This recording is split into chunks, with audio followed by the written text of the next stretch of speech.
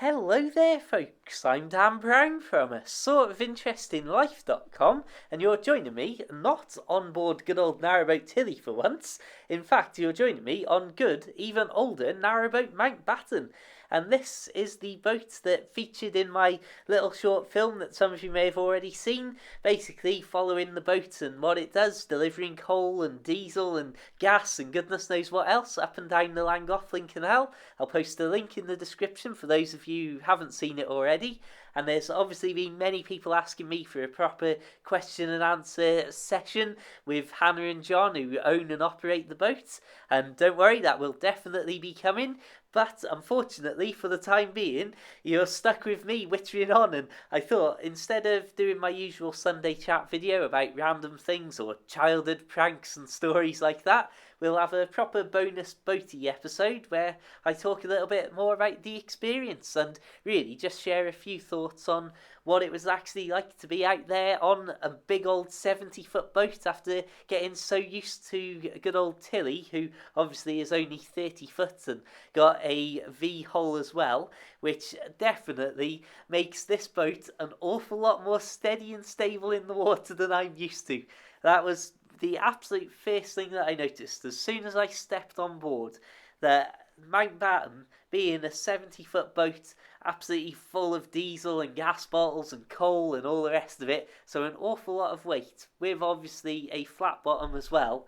It was just that moment of, wow, hang on, I'm used to stepping onto Tilly and the boat dipping a good few inches below my foot as I step onto her and put my weight on it. Interestingly as well, because Mountbatten sits a little bit lower in the water, I was fascinated to see just how shallow the canal is at places, as I'm no stranger to just how shallow it can be, and certainly find Tilly every now and then pulling up over to the side of the canal, and suddenly, hang on, she's about a foot away from the side and won't quite come across because she's sat on dry ground basically. Whereas having a boat that's a little bit lower just naturally in the water, even just going down the middle of the canal, and when you start to stray to the side sometimes, just feeling something run up underneath you and tip the boat slightly, it's quite a scary thought, really. And as I say, I'm not going around with any illusions that the canal is super deep anywhere, and certainly just from having the kayak, I'm amazed as just how many places there are, just hidden obstacles and objects underneath the water, quite far out into the canal, particularly on the offside. And it's something that a lot of people, when I've been out boating with people who haven't been on the canal before, when in the winter the canal goes really clear because there aren't boats churning up all the mud to make it this constant brown colour that you're seeing in this video, it's fascinating to see how many people are amazed that there's all these big rocks and just really shallow parts of the canal towards the edges. And of course, like you say, Mountbatten finds an awful lot more of those places actually touching the bottom of the boat. So those were two of my first thoughts and first immediate things. Like, God, you wouldn't believe that a boat could be this stable in the water. Well, you would, and as I say, when I'm on other big boats, it's obviously very similar.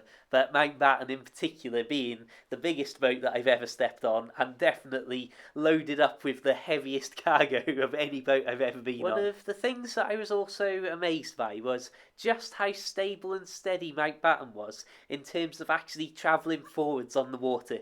And you'll see from this video alone just how smooth every motion is, and how, although it's slow, and this is something really that a lot of people don't really get until they're on a boat and experiencing it and getting the hang of it. But just because a boat is really slow doesn't mean that it's not manoeuvrable and not responsive. It may take about 5 minutes to get around the corner. I mean, as you can see here, this is a really long corner and really slow progress just through the natural way that most narrowboats are very slow. But that's not to say that the boat isn't in pretty much perfect control, going exactly where it's being told to. And that's something that it might sound stupid for people who are super boaters and got loads of boat experience, but it's something that a lot of people I speak to think, and a lot of people when I'm actually having them out on the boat and we're moving around are surprised by, just because something's on water and not necessarily going to be the most stable thing in the world in terms of you can run from side to side and make it rock and all that. but it is actually going to be, relatively speaking, under your control for almost all of the time. And if you're pointing the tiller to make a boat go in one direction, then it's going to go in that direction. This video clip is really a great demonstration, as I say, of taking all of these long, slow corners as smoothly as you can imagine, and the bow of the boat isn't going from one side and then pointing over to the other, left, right and centre. Well, literally left, right and centre, I suppose, in this case. Whereas on some of the Tilly videos, especially any of them that are time lapses, you'll see a lot more movement in the boat and they're pointing from side to side a lot more, and that's partly because of me and my tiller style, but also because obviously with a boat being a lot smaller, you've got a lot less boat that's pivoting around the turning point as you move the tiller, and that, hang on, how can I word this again? I'm not doing a very good job at all in this video. This is why I need the experts here. I suppose the best way of trying to explain what I'm talking about is if you imagine a wheel spinning and then draw a mark somewhere in the middle of the wheel and then a mark on the outside of the wheel. The outer point has to move further to turn the same amount as the inner mark, if that makes sense, or if that's just making it even more bizarre and confusing and odd.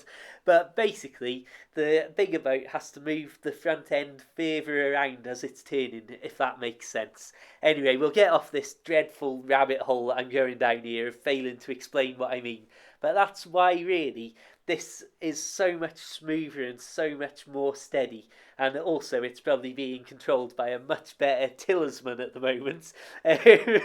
But as I was saying though, that's the main thing that I've taken away of like how unbelievably smooth and perfect the boat is in terms of its actual travelling and cutting through the water. I think one of the things that a lot of people enjoyed from the short film I did, because it was pretty much a silent film, just with the engine sound and sounds of birds and nature and all that around, was just being able to hear and enjoy a good old-fashioned engine. It's a Siddeley, an Armstrong Siddeley, I believe that's how it's pronounced. I never know which E's I'm meant to say out loud or not. But something as well with having a big boat like this that I thought was interesting was, because the engine is a good few feet ahead of you, so rather than on Tilly and a lot of boats being directly below your feet, literally a couple of feet away from the soles of your shoes, you don't have that constant engine sound outweighing all of the things around you other than a few birds. So being able to travel along with that classic doof, doof, doof, doof engine sound is great for one thing, but then the fact that it's not the only thing you can hear and you can still easily have conversations and so on is just wonderful. And again, what an addition to an old boat trip like this. It's just everything about this video clip that we've been watching is just fantastic. Anyway, on that note, as I've completely mangled this video and everything I wanted to say, I'm going to blame my hay fever, so I apologise for my voice too through this video. I'll say thank you very much for watching. Stay tuned for more from Narrowboat Mountbatten and Hannah and John in the future. Please do subscribe and check out my other videos. Loads of boaty stuff there and a new boating video each week. Feel free to add me on Facebook and like the Facebook page and so on. And also, please do consider checking out my Boat Life books available for the Kindle. Search Amazon for The Narrowboat Lad or find links to everything in the description below. And of course, until the next time, keep it boat worthy, have a fantastic day, and farewell.